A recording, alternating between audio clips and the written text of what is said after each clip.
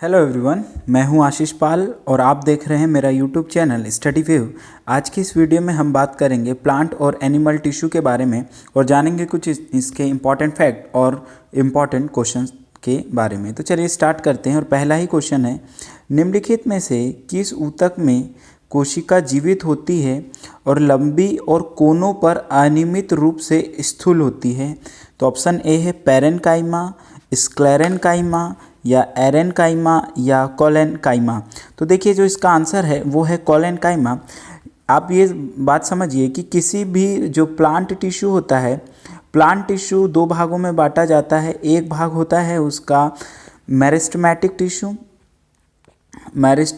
Tissue और दूसरा भाग होता है परमानेंट टिश्यू। इस परमानेंट टिश्यू के भी दो भाग होते हैं। मैं फिर से ड्रॉ कर रहा हूँ यहाँ पे। परमानेंट टिश्यू के दो भाग होते हैं, एक होता है आपका सिंपल टिश्यू और दूसरा होता है कॉम्प्लेक्स टिश्यू। इस सिंपल टिश्यू के तीन प्रकार होते हैं, पैरेन्काइमा, कोलेन्काइमा और स्क्लेरेन्काइमा। तो देखिए जो यहाँ पर कोलेन्काइमा होता है उसकी प्रॉपर्टी कुछ इस तरह से होती है, ये इस तरह से होते हैं, इस तरह से इनका पैकेजिंग होती है और यहाँ पर इस कोनों पर, इन कोनों पर ये थोड़े मोटे होते हैं क्योंकि यहाँ पर पैक्टिन होता है। पैक्टिन के कारण ये मोटे हो जाते हैं और इसके कारण इसमें लचीलापन भी आता है। तो इसका आंसर हो जाएगा कोलेन्काइमा। नेक्स्ट क्वेश्चन की बात करें, कौन सा स्थायी ऊतक एक पौधों को कठोर और मजबूत बनाता है? तो देखिए कोलेन्काइमा, स्क्लेरेन्काइमा, पैरेन्काइमा या एरेन्काइमा। तो जो इसका राइट आंसर होगा वो होगा स्क्लेरेन्काइमा। स्क्लेरेन्काइमा भी कुछ इस तरह से होता है दोस्तों, लेकिन ये बिल्कुल टाइटली एक दूसरे से क्लोज्ड होते हैं और इसके ये पूरे सरफेस पे, इस तरह पे सरफेस पे यहाँ पर लिग्निन लगा हुआ होता है। लिग्निन होता है, लिग्निन का जमाव होता है और लिग्निन के जमाव के कारण किसी भी पादप में या पौधों में कठोरता आ जाती है। नेक्स्ट क्वेश्चन है, निम्नलिखित में से कौन से पौधों के ऊतक कोशिका विभाजन में सहायक हैं? विभेदोतक, स्क्लेरेन्काइमा, जाइलम या पैरेन्काइमा। तो देखिए जो मेरिस्टेमेटिक टिश्यू यही विभाजन की क्षमता रखते हैं और मेरिस्टेमेटिक टिश्यू ही विभाजन की क्षमता रखेंगे। तो इसका जो आंसर होगा वो होगा फर्स्ट। नेक्स्ट क्वेश्चन है, मनुष्यों में एक संयोजी ऊतक उदाहरण को पहचानें। यहाँ पर पहचानना है कि संयोजी ऊतक कौन सा है, मांसपेशियाँ हैं या कि रेशे हैं, हड्डी है या कोशिका है। तो इसका आंसर होगा जो संयोजी ऊतक है यानी जो जोड़ के रखता है वो है हड्डियाँ, एक संयोजी ऊतक का यहाँ पर रोल प्ले करते हैं। उसके अलावा जो संयोजी ऊतक होते हैं वो होता है कंकाल ऊतक और तरल ऊतक जैसे कि रक्त, और पौधों में ये होता है संवहन ऊतक। नेक्स्ट क्वेश्चन है, निम्नलिखित में से किन स्थायी ऊतकों में कोशिकाएं मृत होती हैं? पैरेन्काइमा में, कोलेन्काइमा में, स्क्लेरेन्काइमा में या एरेन्काइमा में। तो जो इसका आंसर होगा वो होगा स्क्लेरेन्काइमा में। मैंने अभी बताया आपको कि यहाँ जो स्क्लेरेन्काइमा होगा वो स्क्लेरेन्काइमा पूरा, इसके पूरे सरफेस पे लिग्निन लगा होता है, साथ में इसकी जो कोशिकाएं होती हैं वो मृत होती है यानी कि डेड होती है। नेक्स्ट क्वेश्चन है, एक खालिस्तान ऊतक रक्त वाहिका के व्यास को बदल देता है? हृदय, मांसपेशी, उपकला या कि हड्डी। तो जो इसका आंसर है वो है मांसपेशी। मांसपेशी ऊतक रक्त वाहिका के व्यास को बदल देता है और जो मांसपेशी है, पेशियां त्वचा के नीचे का मांस होती है विशेषकर, याद रखिएगा। नेक्स्ट क्वेश्चन की बात करें तो हमारा क्वेश्चन है, निम्नलिखित में से कौन सा एक सरल स्थायी ऊतक नहीं है? ध्यान से समझिए क्वेश्चन, एक सरल स्थायी ऊतक नहीं है। कोलेन्काइमा, जाइलम, पैरेन्काइमा और स्क्लेरेन्काइमा। तो मैंने अभी आपको पहले ही बताया था कि परमानेंट टिश्यू के दो भाग होते हैं, जिसमें से एक होता है सिंपल और दूसरा होता है कॉम्प्लेक्स। और सिंपल में भी तीन होते हैं, पैरेन्काइमा, कोलेन्काइमा और स्क्लेरेन्काइमा। तो यहाँ पर तीन है, पर जो जाइलम है वो कॉम्प्लेक्स टिश्यू का उदाहरण है और हमें यहाँ एक सरल स्थायी ऊतक नहीं है पूछा है, तो इसका आंसर होगा जाइलम। नेक्स्ट क्वेश्चन की बात करें, पौधों में प्राथमिक वृद्धि इससे होती है?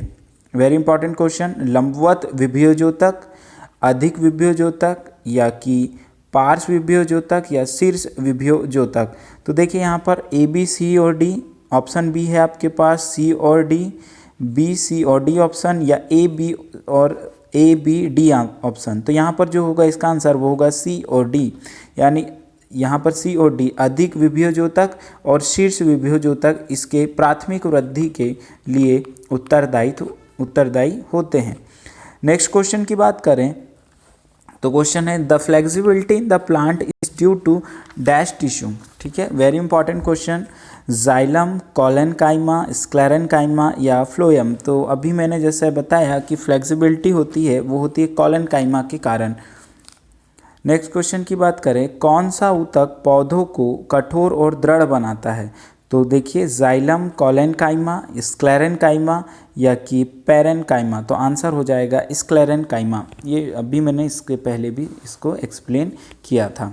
नेक्स्ट क्वेश्चन की बात करें, अधिक आंतरकोशीय प्रसार के लिए खालिस्तान कोशिकाएं विरल रूप में संचरित होती हैं। ऑप्शन ए है कॉलेनकाइमा, स्क्लेरेनकाइमा, पेरेनकाइमा या फ्लोएम। तो जो इसका आंसर होगा वो होगा पेरेनकाइमा।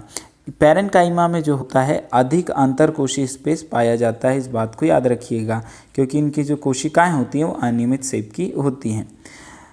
आगे बात करें तो निम्नलिखित में से कौन सा सरल स्थायी ऊतक नहीं है? स्क्लेरेनकाइमा, जाइलम, जीवितक या कॉलेनकाइमा। तो इसका आंसर हो जाएगा जाइलम। जाइलम जो है एक सरल ऊतक नहीं है। खालिस्तान के लिए कारण स्क्लेरेनकाइमा कोशिकाओं की दीवारें मोटी होती है। अभी जैसे मैंने बताया था स्क्लेरेनकाइमा की किसके कारण मोटी होती है दीवारें? तो इसका आंसर है लिग्निन। लिग्निन के कारण स्क्लेरेनकाइमा की दीवारें मोटी होती हैं। एक जटिल स्थायी ऊतक है, जटिल कॉम्प्लेक्स। तो देखिए अब भी हमने डिस्कस किया, तो इसका आंसर हो जाएगा जाइलम। नेक्स्ट क्वेश्चन की बात करें, कौन सा ऊतक पौधों के प्रकाश संश्लेषण हिस्से से सामग्री के परिवहन में मदद करता है? फ्लोएम, जाइलम, वाहिकाएं, विभेद्योतक ऊतक या भरण ऊतक। ठीक है, तो इसका जो आंसर होगा वो होगा फ्लोएम। देखिए कॉम्प्लेक्स टिश्यू दो प्रकार के होते हैं, एक होता है जाइलम और एक होता है आपका फ्लोएम। तो फ्लोएम का काम क्या है? तो फ्लोएम का काम है फूड को एक जगह से दूसरे जगह ले जाना, और ये सुक्रोज के फॉर्म में ले जाता है। जाइलम का काम है जड़ों से पौधों के विभिन्न भागों तक पानी को ले जाना, और ये पानी को ले जाता है। जाइलम पानी तथा खनिज को यह संवहन करता है, और जाइलम और फ्लोएम इन दोनों को ही संवहनी ऊतक बोलते हैं। चलिए आगे देखते हैं। स्क्लेरेनकाइमा में कोशिका भित्ति खालिस्तान के कारण मोटी होती है। अभी ये आया था, तो ये स्क्लेरेनकाइमा में या लिग्निन के कारण मोटी होती है। निम्नलिखित में से कौन सा ऊतक कोशिका विभाजन में सक्षम है? दृढ़ ऊतक, स्थूल ऊतक या मृदुतक या विभेद्योतक ऊतक। तो हमको पता है कि कोशिका विभाजन में सिर्फ विभेद्योतक ऊतक यानी मेरिस्टेमेटिक टिश्यू ही इसके लिए क्षमता रखता है। नेक्स्ट क्वेश्चन की बात करें तो मरुस्थलीय पौधों में उपचर्म पर एक मोटी कोमल बाहरी परत होती है जिसे खालिस्तान कहते हैं। तो देखिए यहाँ पर ऑप्शन है लिग्निन, सेल्यूलोज, क्यूटिन या वसा। तो इसका आंसर होगा क्यूटिन। ठीक है, जो मरुस्थलीय पौधे होते हैं, पौधों में उपचर्म यानी कि जो एपिडर्मिस है, एक कोमल मोटी परत पाई जाती है जिसे क्यूटिन कहते हैं, ये बात याद रखिएगा। नेक्स्ट क्वेश्चन की बात करें तो निम्नलिखित में से कौन से ऊतक का अंतरकोशीय क्षेत्र बड़ा होता है? पेरेनकाइमा का, कॉलेनकाइमा का या जाइलम का या स्क्लेरेनकाइमा का। तो इससे पहले भी एक्सप्लेन किया है मैंने, तो ये आंसर हो जाएगा पेरेनकाइमा। नेक्स्ट क्वेश्चन देखते हैं। जंतु कोशिकाओं में वक्र को यांत्रिक समर्थन प्रदान करने के लिए खालिस्तान एपिथेलियल इसकी आंतरिक परत निर्मित करता है। तो सल्की या ग्रंथिमय या स्तंभाकार या आयत फलकी। तो इसका आंसर हो जाएगा वो होगा आयत फलकी। का मतलब होता है क्यूबॉइडल। क्यूबॉइडल टिश्यू जो होता है वो वक्र को यांत्रिक समर्थन प्रदान करने के लिए एपिथेलियल इसकी आंतरिक परत निर्मित करता है। तो इसका आंसर होगा क्यूबॉइडल, आयत फलकी। नेक्स्ट क्वेश्चन की बात करें, सेल की छाल का निर्माण किस ऊतक द्वारा होता है? वेरी इंपॉर्टेंट क्वेश्चन, कई पेपरों में आया है। ऑप्शन देखते हैं, पेरेनकाइमा, बी है कॉलेनकाइमा, एरेनकाइमा या स्क्लेरेनकाइमा। तो इसका आंसर होगा स्क्लेरेनकाइमा। स्क्लेरेनकाइमा हमको पता है कि ये डेड सेल से बने होते हैं और बीच में लिग्निन पाया जाता है। नेक्स्ट क्वेश्चन है, tissue is composed dash tissue is composed of dead cell, sclerenchyma, aerenchyma, parenchyma या कोलेन्काइमा। तो इसका जो आंसर होगा वो वेरी इजी है, स्क्लेरेन्काइमा। नेक्स्ट क्वेश्चन की बात करें, खालिस्तान ऊतक का निर्माण मृत कोशिका के संयोजन से होता है। तो यहाँ पर जो देखिए ऑप्शन है स्क्लेरेन्काइमा, पेरेन्काइमा, कोलेन्काइमा या एरेन्काइमा। तो यहाँ पे पूछा है निर्माण मृत कोशिका के संयोजन से होता है, तो ऑप्शन ए होगा स्क्लेरेन्काइमा। नेक्स्ट क्वेश्चन है, विभिन्न प्रकार के स्थायी ऊतकों के निर्माण के लिए खालिस्तान ऊतक की कोशिकाओं को अलग किया जाता है। तो कोलेन्काइमा, स्क्लेरेन्काइमा या कि है आपका यहाँ पर ऑप्शन है मेरिस्टेमेटिक, यहाँ पे ऑप्शन मेरिस्टेमेटिक होगा, और ऑप्शन सी है पेरेन्काइमा। तो आंसर होगा मेरिस्टेमेटिक। तो देखिए दोस्तों, यहाँ पे आपको सिंपल से क्वेश्चन है, मैंने आपको एक्सप्लेन कर दिया था एक बार, तो बहुत आसानी हो जाएगी आपको, है ना, कि प्लांट टिश्यू में भी दो टाइप, एक होगा आपका मेरिस्टेमेटिक टिश्यू होता है। मेरिस्टेमेटिक टिश्यू विभाजन की क्षमता रखता है, इसमें एपिकल टिश्यू होगा, लेटरल होगा, और दूसरा होगा आपका इंटरकैलरी। कोई भी पादप है, अगर ये पेड़ पौधा हैं तो पेड़ पौधों के जड़ों पर और पत्तियों पर एपिकल टिश्यू पाया जाता है। पेड़ की लंबाई, वर्टिकल लंबाई बढ़ाता है इंटरकैलरी, और इसकी हॉरिजॉन्टल वृद्धि करता है लेटरल, जो लेटरल टिश्यू होगा आपका लेटरल मेरिस्टेमेटिक टिश्यू, वो इसकी वृद्धि करेगा। नेक्स्ट क्वेश्चन की बात करें, ऊतक हमारे मुंह के आंतरिक स्तर को बनाता है। खालिस्तान ऊतक हमारे मुंह के आंतरिक स्तर को बनाता है। तो देखिए यहाँ पर ऑप्शन जो दिए हुए हैं है सेलिएटेड कॉलमनार एपिथेलियल, स्तरीकृत स्क्वैमस एपिथेलियल, सरल स्क्वैमस एपिथेलियल या कॉलमनार एपिथेलियल। तो यहाँ पर जो इसका आंसर होगा वो होगा सी, सरल स्क्वैमस एपिथेलियल। नेक्स्ट क्वेश्चन देखें, तो त्वचा के नीचे और आंतरिक अंगों के बीच खालिस्तान ऊतक बनता है मांसल, वसा, एपिथेलियल या कि तंत्रिका। तो इसका जो आंसर हो जाएगा वो हो जाएगा वसा। ठीक है, इसका आंसर जो होगा वसा। त्वचा के नीचे और आंतरिक भागों के नीचे वसा ऊतक बनता है, और वसा भी बेसिकली एक संयोजी ऊतक होता है। लास्ट क्वेश्चन है हमारे इस वीडियो का, cell of dash and tissue are living cell.